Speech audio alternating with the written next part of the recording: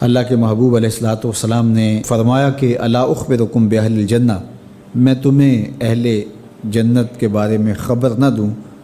تو پھر ارشاد فرمایا الضعفاء المظلومون، جو مسلمان کمزور ہیں، ظلم و ستم سہتے ہیں، تو آقا کریم نے فرمایا کہ وہ اہل جنت ہیں۔ چونکہ بہت سارے گناہ کا کفارہ ان پر ہونے والے ظلم بن جاتے ہیں۔ اہل ایمان کو دنیا میں جو تکلیفیں پہنچتی ہیں تو ان تکلیفوں کے بدلے میں ان کو اجر دیا جاتا ہے، حتیٰ کہ جو اہل ایمان کے پاؤں میں کانٹا بھی چبھتا ہے اللہ اس کی بھی ان کو جزا عطا کرتا ہے۔ اور ایک حدیث پاک میں آتا ہے کہ اہل بلا کو جو قیامت کے دن اجر و صلہ عطا کیا جائے گا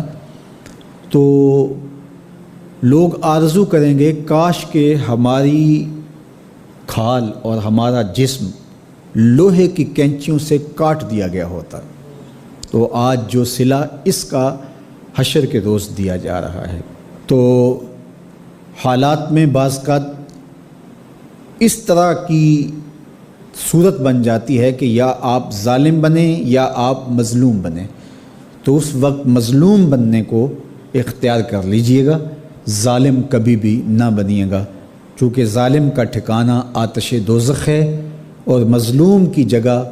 اللہ کی جنت ہے۔ پھر فرمایا الا اخبرکم بخیارکم،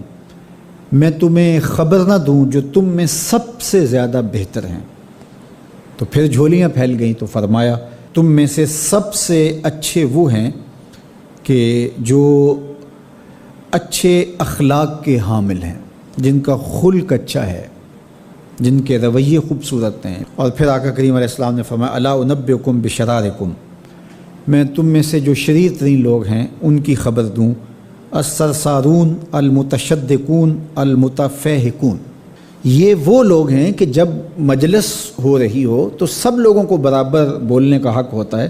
اور کچھ لوگ تکبر کی وجہ سے بولتے ہی رہتے ہیں اور وہ سمجھتے ہیں کہ بس مجھے ہی حق ہے بولنے کا،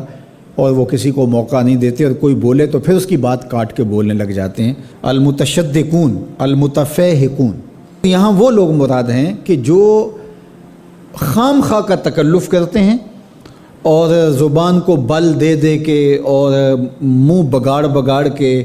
مشکل لفظ بول کے اصطلاحات بول کے لوگوں پر اپنے علم کا رعب جمانے کے لیے کہ میں بڑا بلیغ ہوں اور بڑا فصیح ہوں، اور اسی طرح کچھ لوگوں کو یہ بڑا ہوتا ہے کہ وہ فرنگی زبانیں جانتے ہیں، تو وہ عام دیہاتی لوگوں کے ساتھ بھی گفتگو کریں تو وہ مشکل سے مشکل الفاظ بولتے ہیں، جبکہ وہ بیچارے تو سادی زبان سمجھنے سے بھی قاصر ہوتے ہیں۔ تو یہ کوئی دانش مندی نہیں ہوتی کہ آپ جو ہے وہ بھاری بھرکم الفاظ بول کر کسی کے اوپر جو ہے وہ رعب جما رہے ہوں، تو یہ بات نہیں ہوتی۔ جب بات کریں آپ تو جس طرح کے لوگ ہوں اس طرح کی بات کی جائے اور اس طرح کی مثالیں ان کو دی جائیں۔ قرآن مجید میں اللہ تعالیٰ نے فرمایا کہ وہ اس بات پہ شرم نہیں اللہ کرتا کہ وہ تمہیں مچھر کی مثال دے، مچھر کی مثال دے کر کہ اگر تمہاری بات سمجھ میں آتی ہے، اور مکڑی کے جالے کی مثال دے کہ اگر تمہاری بات سمجھ میں آتی ہے تو اچھی بات ہے۔ دیکھو چھوٹا بچہ ہو دودھ پیتا ہو تو اس کو یخنی تو نہیں پلائی جاتی، اس کا معدہ خراب کرنا ہے، وہ برداشت نہیں کر سکتا، اس کو وہ دیا جائے جو وہ برداشت کر سکتا ہے۔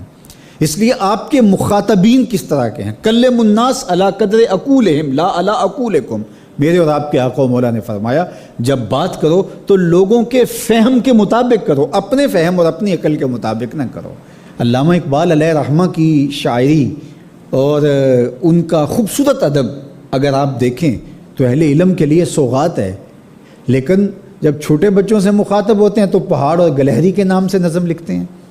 جگنو کے نام سے نظم لکھتے ہیں، اور